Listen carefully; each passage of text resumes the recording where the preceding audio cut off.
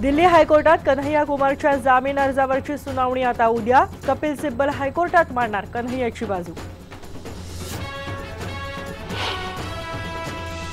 उमर खालिदसह 5 विद्यार्थ्यांची हायकोर्टात धाव। सुरक्षेचा मुद्दा केला उपस्थित। विद्यार्थ्यांचं म्हणणं ऐकून घ्यायला हायकोर्ट राजी।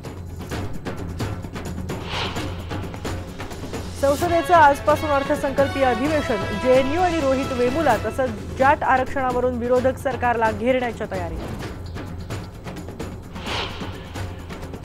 मुलालाच साखळ दंडानं डांबलं 90 वर्षाच्या जन्मदात्या आईला। पोलिसांनी केली वृद्ध मातेची सुटका।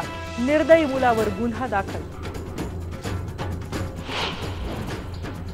चेक बाउन्स प्रकरणी दिग्गज अभिनेते दिलीप कुमार यांना दिलासा। थेट सहभाग नसल्याचा कोर्टाचा निर्वाळा। 1998 सालचं प्रकरण।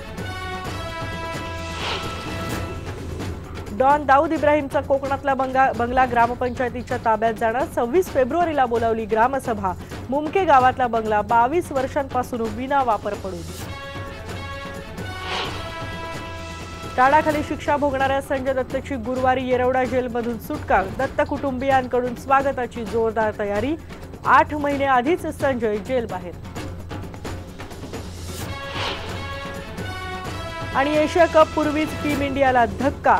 सरावादरम्यान महेंद्रसिंग धोनीला दुखापत। ऐनवेळी पार्थिव पटेलचा संघात समावेश।